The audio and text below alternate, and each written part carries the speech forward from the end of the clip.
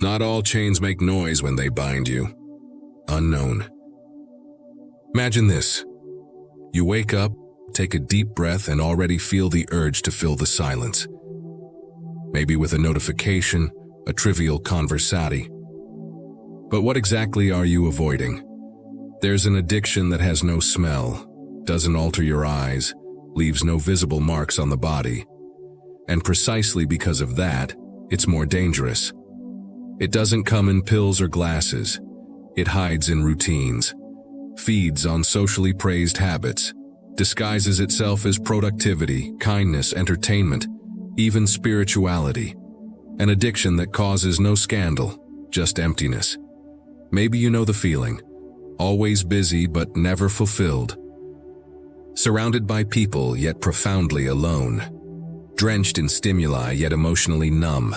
The world applauds your functionality but ignores your internal absence. Because you function, and that's enough. But what if functioning is just your most refined way of running away? Some escape through drinking, others through relationships, others through perfectionism, compulsive work, or obsession with self-improvement. What are we really running from? Pain? Truth? The echo of a childhood that never ended? It's not easy to admit, because this silent addiction is, in truth, the addiction to not feeling, the addiction to fleeing your own soul.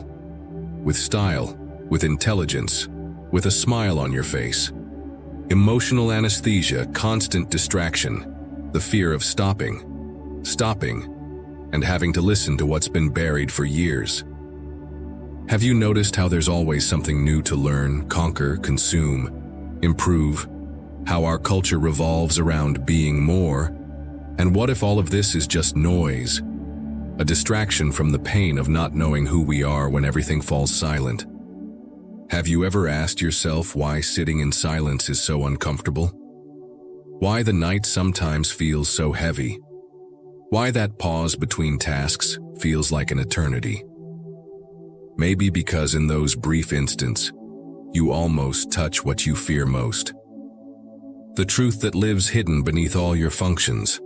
This addiction doesn't need to be cured through abstinence, but through courage. The courage to look inward, the courage to feel without distractions, to allow the pain to speak, the silence to reveal, the emptiness to say your name. Because maybe the addiction isn't in what you do, but in what you're constantly trying to escape. So the real question isn't, why do we do this? But rather, who would you be? If you stopped running, that's the door we open now. And what lies on the other side might not be comfortable, but it might finally be real. What makes this addiction so invisible is that it rarely presents itself as a problem. On the contrary, it disguises itself as virtue. Escaping pain when neatly packaged looks like discipline. Avoiding silence when well scheduled looks like productivity.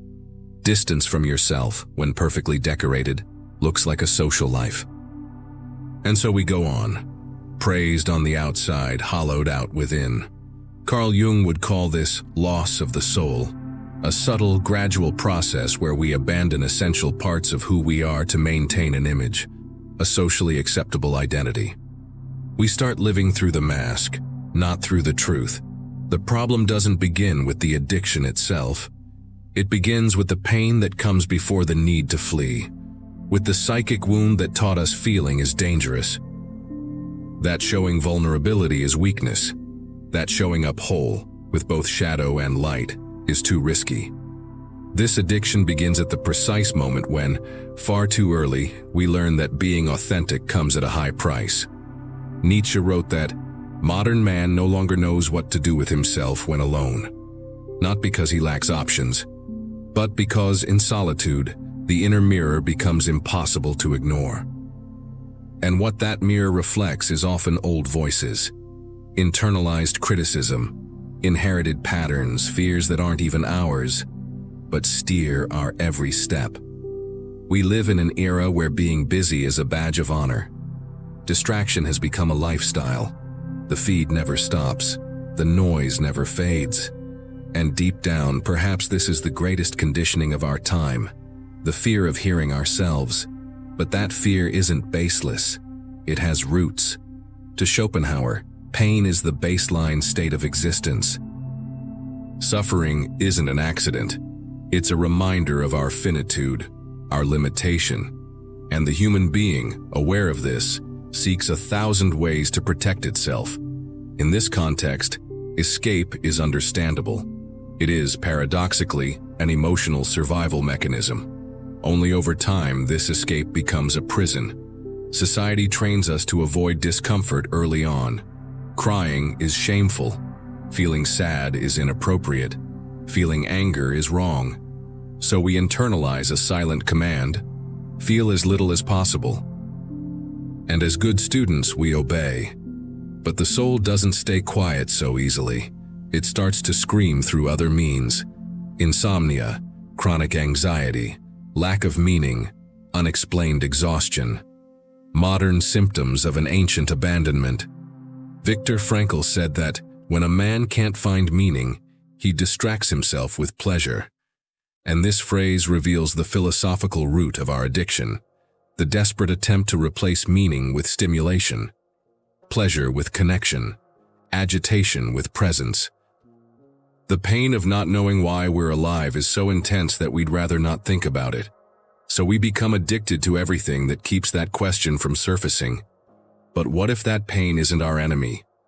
What if it's the only part of us still trying to say something is wrong? This is the central provocation. The problem isn't the addiction itself, but the abandonment of the truth it reveals. The addiction is the symptom. The anesthesia is the consequence. The root lies in the denied pain, the ignored shadow, the exiled soul. Jung warned that everything that is not brought to consciousness comes back as fate. In other words, what we avoid within becomes the external prisons we later call routine, career, life. So it's not enough to eliminate visible addictions. We must listen to what the invisible ones are trying to say. If this video spoke to you, consider subscribing. There are more reflections like this waiting for you. It's not just about stopping the escape. It's about understanding why we run. Who taught us that being with ourselves is dangerous? When did feeling become a threat? The silent addiction is only the tip of the iceberg. The submerged base is made of emotional neglect, symbolic repression, existential conformity. A base built slowly by others, but maintained by us.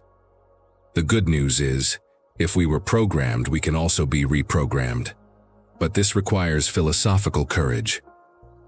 It demands what Nietzsche called the will to power, not in the sense of dominion over the world, but dominion over oneself. The ability to face your own pain, embrace your shadow, endure your truth. Philosophy, when alive, is not just for thinking, it's for transforming.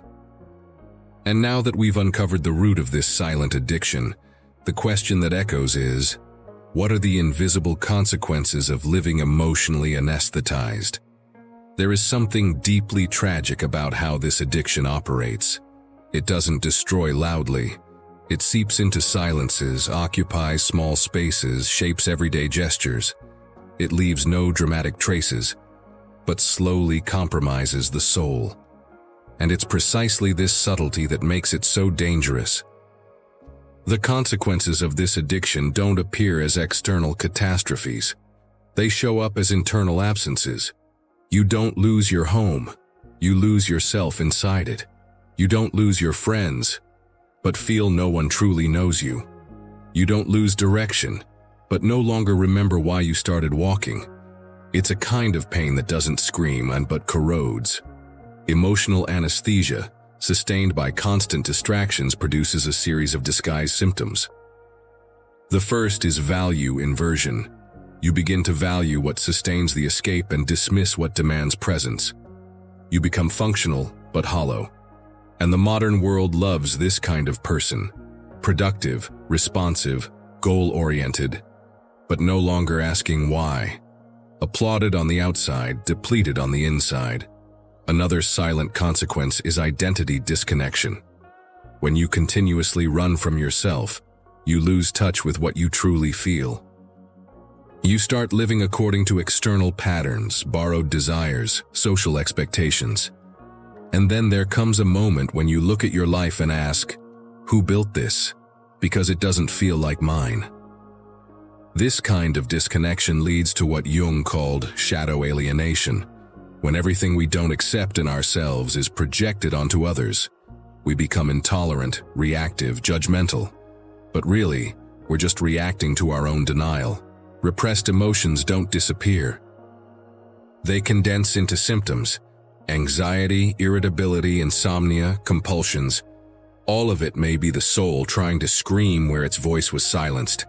And there's another high cost: the inability to love deeply, because love demands presence. And there is no presence when one is fleeing. The other becomes just another mirror threatening to reveal what's been hidden. So you pull away, protect yourself, hide, even inside affection. Nietzsche said, "Truth is a woman who does not like violence." So is intimacy. And where addiction to escape reigns, there is no room for real intimacy. Not with another, not with oneself. There is also the erosion of purpose. Viktor Frankl wrote that human beings can endure almost any suffering, as long as they find meaning in it. But when we live numb, meaning evaporates, and the void grows, a kind of existential emptiness that no achievement, however grand, can fill. This is the cruel paradox. The more we run, the emptier we become. And the emptier we are, the more we run. A vicious cycle disguised as a normal life. If you've ever been through something like this, feel free to share. Sometimes the comments are the echo of many who feel alone. Save this video. You might need to hear it again at another moment. On a collective level, the consequences expand. We create a culture based on performance, where everyone seems fine, productive, happy. But behind the smiles, there's an epidemic of psychic exhaustion. Burnout, depression, chronic loneliness. An entire society living on autopilot, afraid to pause. Because pausing means facing things. And those who try to step out of the pattern are seen as odd, lazy, problematic. The addiction becomes the norm. Authenticity, a rebellion. The performance culture, as Byung-Chul Han points out, produces individuals who self-exploit while believing they're self-actualizing. But in truth, they're slowly disappearing, elegantly. And the most dangerous part, all of this is normalized. It has become acceptable to live without feeling, to act without knowing why, to produce without reflection. Absence has become the standard. Presence, a luxury. But the body knows. The soul feels. Even without words, there is an inner lament that keeps whispering, "This is not everything." And that little phrase, when truly heard, might be the beginning of rupture. Because if ignoring this pain has a cost, listening to it has a cost too. And it's about that cost, and the possible liberation, that we need to speak now. Are you ready to question the escape? Freeing yourself from an invisible addiction takes more than willpower. It takes clarity. It's not enough to cut the behavior. You must face the emptiness it was masking. Because the problem was never the act itself, but what it was trying to silence. The rebellion begins with an almost subversive act. Stopping production for a moment. Stopping answering messages. Stopping the distractions. Stopping and simply breathing. It seems simple, but in today's world, it's one of the most revolutionary acts. Because when you stop, you come face to face with what the addiction was keeping quiet. The pain you didn't want to feel. The question you avoided asking. The trauma that still pulses. The loneliness that was always there. And it's in that confrontation that transformation begins. Carl Jung said, "What you most need to find will be found where you least want to look." And that's why liberation requires courage. Not to change the world outside, but to face the inner world without disguises. The first step is to observe your escape rituals. Where, how, and why do you numb yourself? Is it through your phone first thing in the morning? The urge to always be useful, the fear of being alone. Writing down those triggers, without judgment, with compassion, is already an act of rupture. The second step is to allow discomfort, not to fight it, not to rationalize it. Just sit with it, like you're listening to a frightened child telling their story. Emotional pain, when validated, starts to lose its hypnotic grip. It doesn't want to destroy you. It wants to show you what's been forgotten. At this stage, a temptation will appear, going back to autopilot, and here enters conscious rebellion. Hold the silence, wait for the unease to pass. Dive, little by little, into what society taught us to fear: presence. Nietzsche spoke of the revaluation of all values, the ability to overturn what society taught us to admire.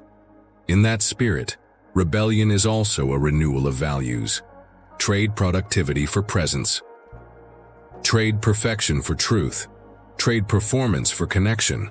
This doesn't mean abandoning a functional life, but giving it a new center, from the inside out, living from the soul, not the persona. Another tool for liberation is symbolic self-knowledge, turning to dreams, metaphors, art, emotional writing. It's not about explaining everything rationally, but feeling what words can't reach. The soul speaks in symbols, and often, what we can't say, we can draw, write, imagine. Creating sacred spaces to be with yourself is essential. A moment, however brief, where the outside world doesn't enter. It could be a corner of your home, a secret journal, a silent shower, a cup of coffee without your phone. The format doesn't matter. What matters is the commitment. If these videos have been with you in hard times, consider supporting. For less than 8 reais a month, you help keep this refuge alive. Practical philosophy also helps. Montaigne said, "The greatest thing in the world is to know how to belong to oneself." That is freedom.